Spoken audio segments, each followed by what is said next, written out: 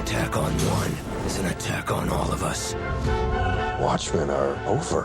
What do you suggest we do about it? Retribution. You see, Cyrus, Watchmen is not entertainment. It's not. It's here to tell you about issues. Preach it. Today. Oh, I can already see the way this is going. Now, are some of those issues, do they involve dangling blue dong? Because Oh, this movie was boy. filled with dangling blue dong. Let me tell you something. I will not ever get a blue popsicle or blow pop again after looking at Dr. Manhattan's ding-a-ling. Ladies and gentlemen, welcome to Spill.com's completely homophobic yet covered in blue review of The Watchmen. You know what really has me down, though?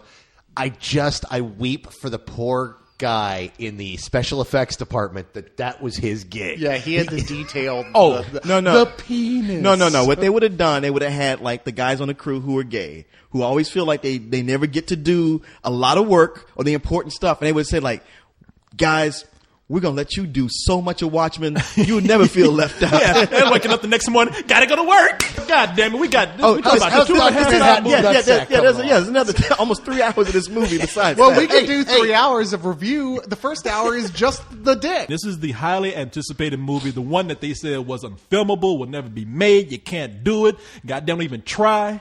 I don't think they were saying it couldn't be done. They were just saying it couldn't be done well. Yeah, it and as shouldn't far as be I'm done. concerned, they haven't been proven wrong. You see, no, I can't wait to hear all of the opinions here because, look, this is who wants to describe the plot of this? Because the plot is pretty much essentially the movie. The plot is, it's based on a classic graphic novel, classic 12-issue comic series from the 80s. Basic premise is superheroes have been outlawed. One of the old masked superheroes gets murdered at the very beginning, and one of the other characters sets out to try to solve that murder, and in doing so unravels a plot that slowly unravels through the film and introduces us to the world of superheroes in this very kind of post-neo-fascist age. Yeah, no, And it's big blue dick. And it's also important to note that they're in a time when every country in the world is mad at each other and on the brink of nuclear Armageddon. Yeah, this is the early 80s. Yes, I mean 85. Yeah, and I don't know how many people on Spill were alive in 85. Probably about 10 of them. Us. Yeah, us pretty much. But during that time when Reagan was in office, man, Gorbachev? we were afraid of nuclear Armageddon every fucking day. That's when we had Sting like was writing a song about it every week. Oh yeah, no, that's when we had the nuclear arms talks, and I remember that's going on. My mom even came out scared the fuck out of me. My mom looked at the talks that fell apart between Reagan and Gorbachev. My mom like, we're going to destroy ourselves. I'm like, fuck, Mom, don't tell me this. No, I mean, I remember living like with that thought in my head. Like, that was part of the conversation. Like, well, Reagan's going to push the button next week, so it doesn't matter anyway. You got stuff like Road Warrior came from stuff like that. There was a dominant paradigm that we aren't going to make it going on then. And this book was written around then, and it definitely reflects that. Well, this book was written in 85 also, the same time as the story takes place. And not only do we have a murder that leads to way bigger issues, but this is also one of the first introductions to superheroes, the re-examining of superheroes as darker characters. Yeah. It's kind of a deconstructionist view of superheroes. Exactly. The mythology behind superheroes being not goody-goody, but having real problems. It was like the first really competent take on doing them realistically. Like if they had really existed, this is the closest to what they would have been. Oh, yeah, no, it definitely applies the harsh realities of real life to comic book hero mythology, such as what if costume heroes became old, or if they grew fat, or what if they were forced into the lifestyle, or if they became psychopaths, or if they gained such superpowers that they couldn't fit into society. Although, I mean, that is absolutely true, but that's also it on the outside. On the inside, the subtext is it's a deconstruction of America itself. True. It's like every character in it is a representation of a form of thought going on in America and the world at some point, if not bigger ideas than that, like God and such like. And most importantly, it's one of the greatest tragedies in comic book history. Oh, yeah. It truly is. I consider it the Hamlet of comic books. Yeah, Well, I can see that. it's so morally complex at the end that, if you were just, reading it in a reading group out loud, it's going to break into violent fights at the end of people taking different sides about how they feel about it. We're also talking about, this is one of the first graphic novels that was actually considered to be literature. It was one of the first to be taught in college courses. Time magazine rated it as one of the 100 best novels of the past 100 years. Now, Alan Moore, the writer of the book, and Dave Gibbons, who did the art. He didn't do the coloring, but he did the art. Yeah. The funny thing, the colorist for this book must be pissed because nobody remembers who the fuck he is. John Higgins. Well, you do, but no. So Alan Moore he's notoriously known for not liking anything that Hollywood has done for him, and I can't really blame him after seeing some of the adaptations of his books. But this one, he flat out pretty much said, and I quote, "I won't see the fucking thing." Well, he did say, "I don't like movies. I think they're silly." And so, I mean, really, guys, if you're going with your basis of not saying this, that Alan Moore didn't want it made, dude, Alan Moore doesn't go to see movies at all because he hates the whole genre. Keep in mind, this is also the guy that says, I believe in the snake god Vishnu that I conjured from my own imagination. Well, as much as you're making fun of him, he did write some of the greatest works ever. Yeah. And So- still continues to. Yeah, so let's not discount his opinion right off the bat. Yeah, because if you look at him, he looks like one of them dudes that need to be on the corner with a sign saying, "We'll work for food." I need a Happy Meal or some shit like that. All the people in this movie with the end is near signs, that's what his t-shirt says. that motherfucker looked like he crawled out of hell himself. You know, what I mean, I've always thought of him, you know how there's the fifth Beatle? I always thought he was the fourth member of ZZ Top. Yeah, well, he does. I mean, that fool just said, "Fuck it, I'm not gonna cut my nails or hair anymore." So it is easy to believe that he's crazy. But being that we're talking about him, let me just say, I do not blame him for how he feels, because what we have here is not at all what he made. It does not hold the emotional depth, the message, or anything that he intended with that graphic novel. Now, Wow, I thought I would be the only one to say that. No, now, having said that, I do realize that movies are movies, and you are not going to be able, especially with Watchmen. Whoever put that hype out there, and there's a lot of people that said this is a frame for frame filming of Watchmen. We use the graphic novel as a Bible. That is bullshit. And it really depends on what your definition of that term faithful adaptation is. If it means that they didn't change any dialogue or remove characters or take out whole scenes altogether, then you'll probably be disappointed. But if it means that they took all the important key elements needed to tell a simplified version of the story to fit under 3 hours, then you'll probably be okay. And personally, I think it's been changed enough that it's lost the author's true intent. Is it bad? I didn't think it was bad, but is it Watchmen? No. And is it great? No. I just thought it was okay. I don't think I can go that far to say no, it's not the Watchmen. The best things about this movie is that it does take his ideas and everything, and they're so they don't have all the elements that made it really work in the comic. Yeah, granted, no question. Is this as good as the comic? No, it's not even in the same ballpark. No, but they do. I give it to the director. He knew there was no way you could do that in the time that he was allowed to tell this story. And he chose to reflect a lot of the beauty in it with a lot of his imagery, which is gorgeous and really does show a lot of the ideas that Alan Moore was trying to get across at points. Now, the director of this, of course, is Zack Snyder. This is the guy who did 300 and Dawn of the Dead. And the thing about him is that he feels he needs to put his stamp on a story. Oh, good Lord, does he ever. And he feels that not only does he feels that you can't just serve the story by adapting it properly and turning it into a great movie. He feels he needs to add his own touch to the story. And he always adds something that was never there. This time, he radically alters the ending. Now, I was loving this film and accepting many of the changes, some radical, throughout the story up until the last 15 minutes. And then he completely changes the ending, and he actually lost me. I kept sitting there going, wait, no, I want to like this. I want to like that. And I found myself not liking it because I so hated how he changed it. I can state my opinion very simply. Sad day, sad day, sad days. You really hated it that much? Look, I won't say I hated it. I didn't hate it because honestly, for that near 3 hours, I was never bored, but I didn't like it. I didn't connect with it emotionally. You know what? It made me sad because when I think about everything we said about it before we saw it, just the fact that it was Zack Snyder directing it. And then I was starting to get hyped up because I'm like, man, I want to believe in it. I want to be wrong. I want to eat my words. But I ain't eating shit because just like every preview I saw, it's like, damn it. It's Zack Snyder. Everything looks staged. You can tell it was all on the sound stage. None of it's at a live location. Everybody's posing. He's doing that speed up slow-mo every fucking chance he got. He would never resist doing that. The dialogue is horrible in this. Yeah, man, that slow-mo speed up shit was a little bit too much for me, too. I mean, some of the bad guys in the movie pulled out a magazine and started reading. It took so long to land a punch in some of these scenes. And like you had some land a punch in some of these scenes. And like you had some actors who were good, like Jackie Earle Haley, he's fantastic, and I thought Patrick Wilson did a good job. But the chick who was Sally Jupiter, Silk Spectre, she was awful. Yeah, Silk Spectre was a little rough. And the biggest flaw here was with the casting to me. Yeah, but I'm not sure if that's their fault or Zack Snyder for not being able to direct actors. Well, but it's Zack Snyder's movie. He's to blame for not being a director of actors. Many said it could not be done, and others said they knew it. But Zack Snyder tried what could not be done, and he couldn't fucking do it. I have to slightly disagree with you on one point, which is Jackie Earle Haley. I thought he was incredible in this film. I said he was good. Well, you said he was good. I honestly think he's the first front runner of the year for possible best supporting actor. Dude, slow your roll. I wouldn't say that. Yeah, I'm just saying. Well, why are you saying that? It was that caliber of performance. Okay, let me just go through some of the characters that we have here, because in the movie you have it is such a huge story. It has interweaving characters and plot lines. So you have the aging, slightly out of shape Night Owl 2, played by Patrick Wilson. Then there's the Silk Spectre, played by Malin Ackerman, I think her name is, who I actually thought was pretty weak in the movie. I know she's in The Heartbreak Kid.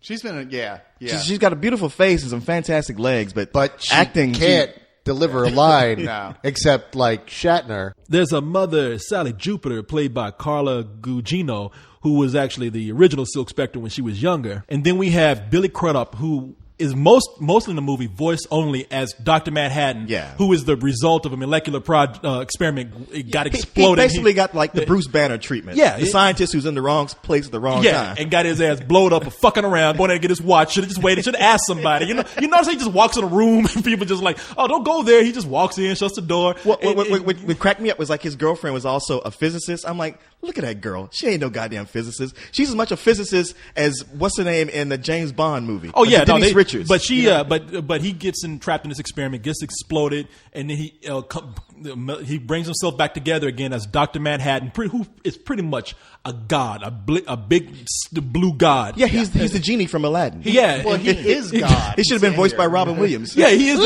And ain't no lamp gonna fit that genie's junk, but. There's a smartest man in the world / corporate tycoon known as Adrian Veidt, also known as Ozymandias. But perhaps the two biggest characters in the movie are the immoral government yes man, the comedian whose bloodstained happy face logo has become the trademark of the books and now the movie. And of course, there's the borderline insane Rorschach, which is Jackie Earle Haley, and who I thought was great in this role. Who plays the comedian in this movie? I've never seen that guy before. I didn't think he was very good. The guy they looked for who looked the most like Robert Downey Jr. Yeah, exactly. That guy is Jeffrey Dean Morgan.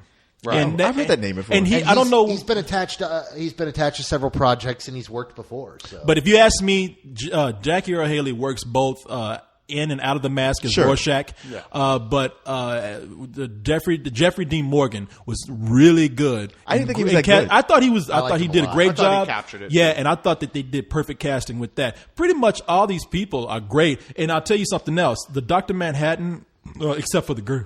Except for the girl. I didn't think she was that good. But in the Dr. Manhattan special effect was actually really cool to me. I you know what? To me, it's indicative of a lot of what's going on with Zack Snyder is that there's absolutely no subtlety in any of this. So he's got those two special effects packages where everything blows into particles, and he reuses those over and over. And the Dr. Manhattan was just too glowy. It's like it was so distracting. Like with Rorschach's mask, the spot's supposed to change, but not to where they're always changing. Yeah, that should have been it's limited. distracting. Yeah, and that's the thing with Rorschach. He people don't know Rorschach, and they don't go into it like they did in the book. They never explain about his mask, but he wears a certain cloth where it reacts to the heat on his face and makes a Rorschach pattern, which means it's symmetrical as it shifts around. The thing I had a problem with Dr. Manhattan is all of the close-up shots looked incredible, and Dr. Manhattan was just fascinating to look at. But all the long shots, the things from a distance, he always looked fakey. Yeah, like right. he blended in perfectly in the close-up shots, but the long-distance shots, you're like, dude, that looks so bad, he's not even there. Well, that's because the close-up shots, they were actually using an actor and then put a sheen of CG over him to create that, and so it looked more real. What's the point with the backup shots? That's just more trouble than it's worth. Right. And it still looks fake anyway. I don't know. Go ahead. I was just going to say, like, the effects all looked very effecty to me, and I thought the movie had some of the worst wigs and makeup I've seen in a long time. Like, Nicolas Cage's wigs would be going like, come on, y'all, that's bullshit. No, it's funny why this movie's biggest strength and greatest weakness is technical. There's points that I thought it was gorgeous and it blew me away, and there are points I'm like, wow, that was embarrassing. You couldn't have done a better job than that. You know, Like it the was comedian's makeup? Yeah, like well, when he all was the old age makeup is atrocious. Yeah. I mean, come on. Back when Hal Hartley was doing fucking Mark Twain on stage in the 80s, it looked better than this. No, you, What I found really embarrassing was all the scenes with the political figures. It was like they were trying to be Forrest Gump with like, hey, look, we got Kissinger. Oh, we got Nixon. Oh, we got Andy Warhol. It's like, enough already. Yeah, they you know, even had- just go ahead and throw Forrest Gump in there. if you notice, they even had like the photography, some woman who did a lot of photography Yeah. for Rolling Stone. Yeah. They peppered Yeah, Annie like, Leibovitz. Yeah, they had her in There's there a scene that had David Bowie and Mick Jagger in the background. together. Yeah, But that wasn't a lot of that in the It comic. was. So No. I didn't have no, I thought not the Not that stuff. no. But the Nixon stuff was, but like Sure. the David Bowie stuff, that was not. No, the yeah. Nixon his existence as president was there, but all those scenes with Nixon that are in this movie aren't. But in the comic. Nixon is in the book. But I'm talking about Right, like he's during mentioned. that credit sequence, because the whole credit sequence is a series of stuff that never happened in the book, and you have like David Bowie and Andy Warhol, and of course none of those appeared in the novel at all. Right. I guess I like the Dr. Manhattan effects because there's only really two. This movie in the beginning actually became kind of dull to me in the first half. Sure. The only time in that first half and later on, the only time I was really into it was when we got into Rorschach's story. Yeah. And when they did Dr. Manhattan. In fact, there's a whole section of Dr. Manhattan's origin, which to me is like a really cool short film. You know what? I thought that too. As much as I was like not feeling the movie, when we got to that part, I'm like, great, they're going to screw this part up too. And I was like, you know what? Just this by itself, this segment is actually pretty cool. You know why? Because the music. The in Philip this Glass score they used for that. Yeah, exactly. I mean, that was the one time the music worked. To There's- me, every other time the music was just like beat you over the head. There's so many Adrian- moments in this movie where the music does not fit the movie because they try to crowbar music from the 80s, like 99 Luft Balloons. They try to do it. I'm Your Boogeyman from the 70s. The worst was when they show Ozymandias and they're playing Everybody Wants to Rule the World in the background. I'm like, wow, did you have a baseball bat to knock me over the head And with then for they that? have a score that just doesn't really work for this film sometimes. It sounds like Stevie Ray Vaughan or somebody in the background Yeah. playing. And it's like, this music is not working for me. It's killing the mood for these scenes. But that one scene, like you said, the Philip Glass store for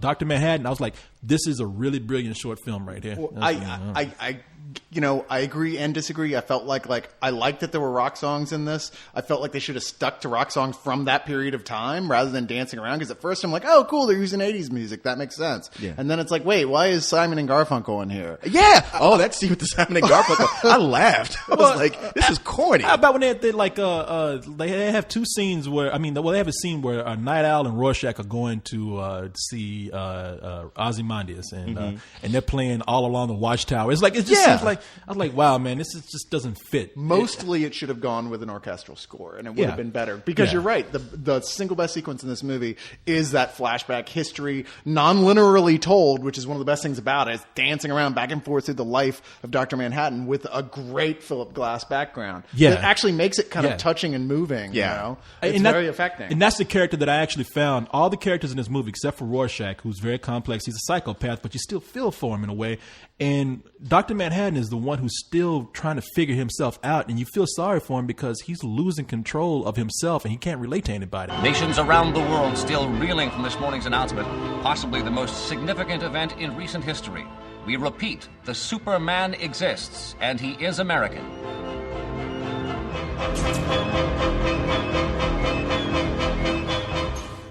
They call me Dr. Manhattan.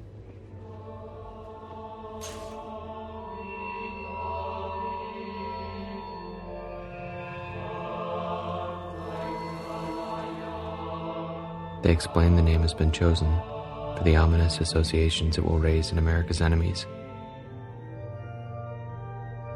They are shaping me into something gaudy. Something lethal.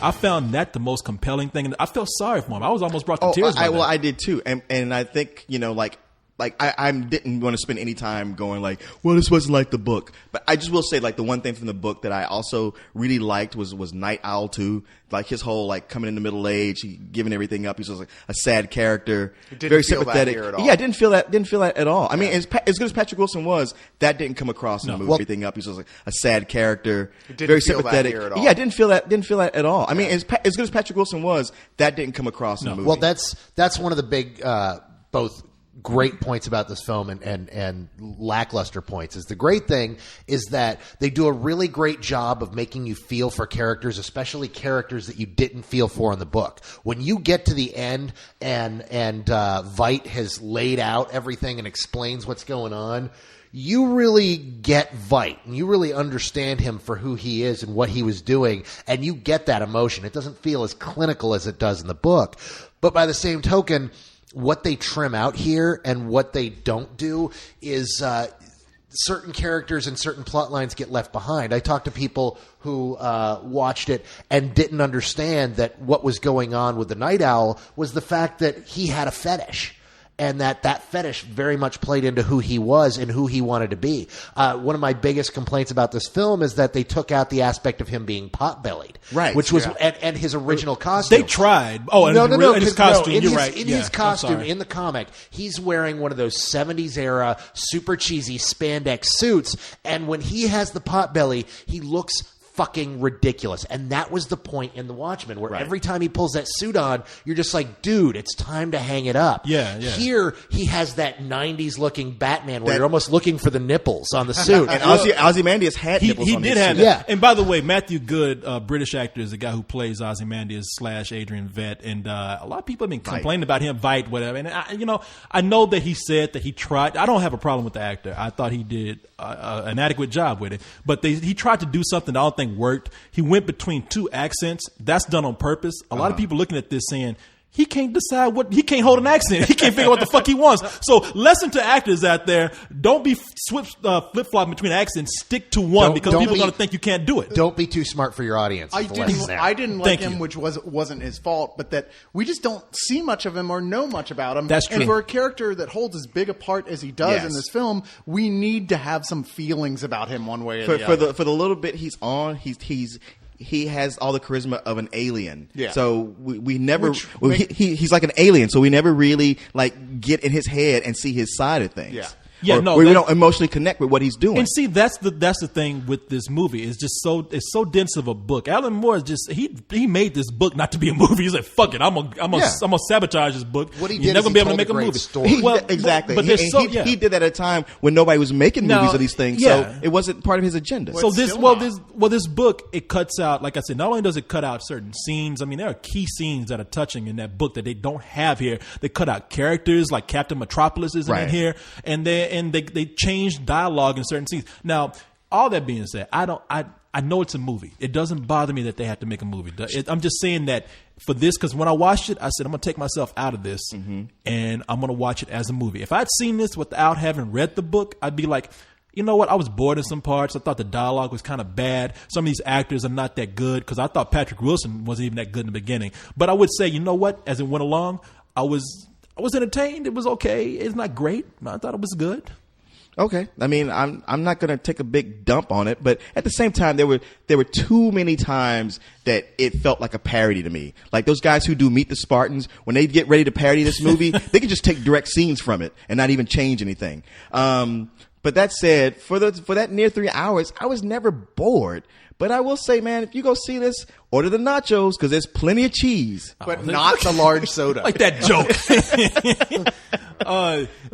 Anybody? What? I give it a rental. Oh, you give it a rental? Yeah. Okay, and I guess because to me, because of the length, I'm like, you better off renting this movie than actually sitting there through it the whole time. I give it a matinee. We mainly criticized this movie compared to the graphic novel. And as much as we have. Most of our bitching has been like, there's some technical things we bitched about. But on the whole, it's been like, it was so much better in the book. And you're absolutely right, it was. But as I've been saying for months now, there was no fucking way they were going to capture what makes this book so great. And there never was a chance they were going to. I bet David Fincher could have done it.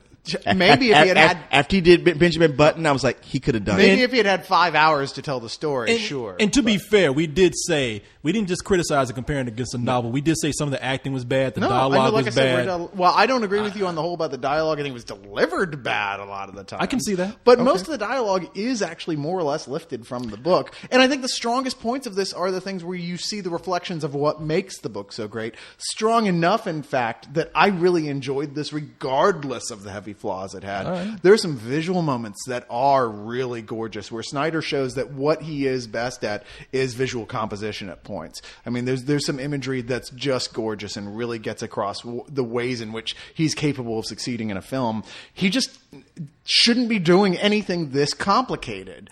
By the end of it, I was like, okay, it makes me want to go read the book again. It makes me really want to go read the book again, but I'm afraid that's just going to make me dislike the movie more. The best thing about this is that it is a high-minded superhero movie, and I think it's going to bring more people around. Your review is as long as this goddamn movie. Hey, now, y'all have talked more than I have through this whole thing. Okay? What's your rating for this? Let me finish my thought. Come on, man. Our audio version of our review is already going to be 15 minutes long, we have our biggest fights when people get interrupted. Every time you get interrupted, you have a hissy fit. I think it's very important that we go out and hire Zack Snyder to change the ending of his review. Well, actually, I'm sure. You know what? To be fair, I don't want to be. Go ahead and finish. Yeah. Go ahead and finish. I'm interrupting your ass like crazy next time. That's all I'm saying. I think that the hope is that this is going to bring people around to the idea of superhero movies not being just for kids. Yeah, they slam it in your face every chance they get with sex and people's heads getting cut in half and all sorts of shit. But still, it's going to do the right thing in the end. And I give this a high matinee myself. Okay. I'm pretty much with Cyrus on this. There's so much here to like that the things that you don't like most of the time can be pushed aside. I really was at a full price for this for a long time. In fact, I was bordering on better than sex until the end of the film that really knocked me down. And I walked out in a stupor just going, what the fuck was that? So, I mean, I really got to give this a matinee. I want to love it. I want it to be great. But really, I really dislike how he altered things at the end. Well, that's funny because one of the things that brought me around was the ending. I thought that ending captured everything that, as great as that novel is, didn't do. I mean, because I can't say what they did at the end of the movie, but what they did. Anyway, what Corey's really trying to say is... No, man. Like, no. You interrupt me all the time. I take it like a man. Take it like a man, Cyrus. You wouldn't if I was hung like Dr. Manhattan. But at the end of that movie, man, it's like for what happens at the end, like in the book, people are like, okay, I can see that. But in this movie, they're like, what the fuck did you do? It's like, are you out your goddamn mind? No, I'm not going to accept that. And I thought like it captured the emotional response that I thought was kind of lacking in the book. I like the ending. I think it's in the book just the same. To me, that ending, I mean, other than what they do, the way they change that, but that part with Rorschach at the end was damn accurate. It's one of those things where I'm like, okay, you nailed that. Not really. No, actually, there's a no. Oh, I forgot about that. I forgot the Darth Vader moment with the no. Yeah, I love how like he went no.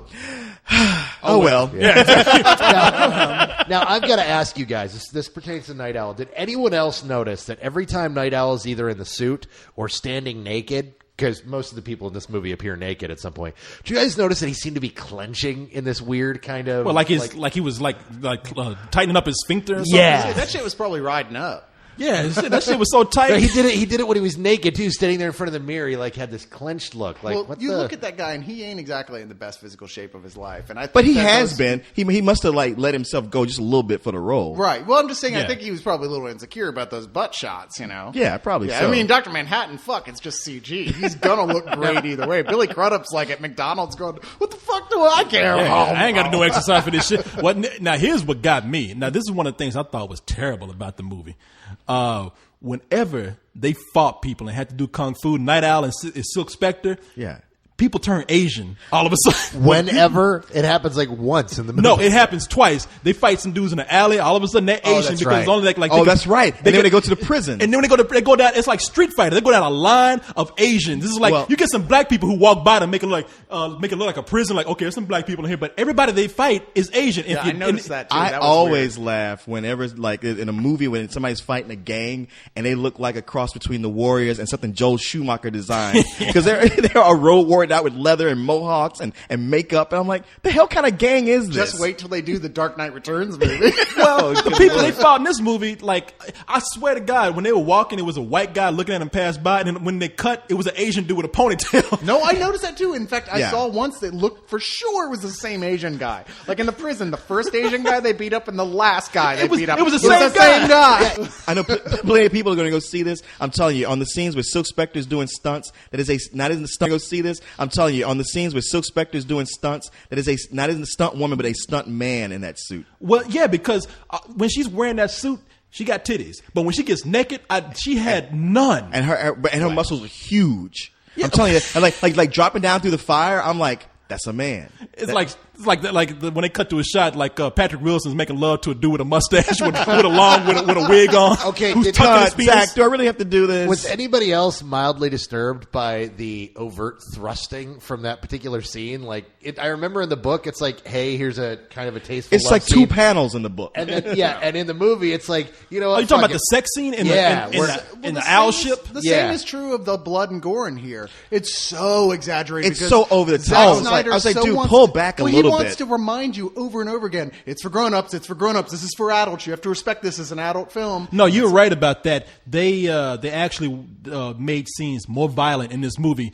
They actually killed people that they didn't need to kill, Yeah. that they Yeah. didn't kill in the No, book. this Yeah. is not for little kids, and I know there's going to be some people who are going to freak out about that because superheroes, and that's exactly what Snyder wants. Like, no, dude, superheroes aren't just for little kids. But damn, dude, come on, this is ridiculous. See, that was at my points. thing when I talk about no subtlety, like the way the violence was always over the top, always a broken bone, lots of blood everywhere. It's like, wow, you did all that, and it didn't really help this movie didn't one add bit. anything to Yeah, it, no. You know, it's like and- pull back. And you were right, man. That scene with Patrick Wilson is like when they were having sex. It's like Patrick Wilson's ass was like one end of the room, and it came back when he was thrusting, and went back to the other end of the room and came back. I mean, was that like, chick can't act, but she is pretty hot. I'd have done that too. oh yeah, shit. I mean, you ain't got to act to go like.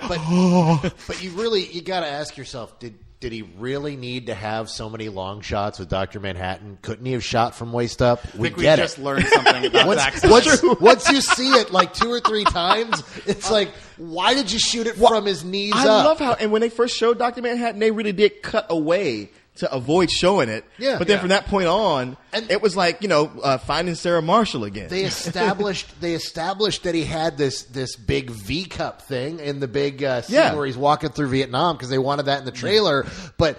He amazingly couldn't find that whenever he went in public any other time. to be fair, there's no way that actor was that hung. Yeah, we saw him in before he turned into Dr. Manhattan. He was white. There's just no way. Well, it's like come on, man. If you a chick and you give some oral sex to this dude, your hair and teeth are falling out the next day. all I got to say is, if you're going to molecularly reform yourself, Yeah, why would not? you Go for lose? the gusto. endow yourself, right? I Yeah. mean, this movie is essentially follow the bouncing ball. And you know what? The world will look up and shout, "Save us." And I'll whisper, "No."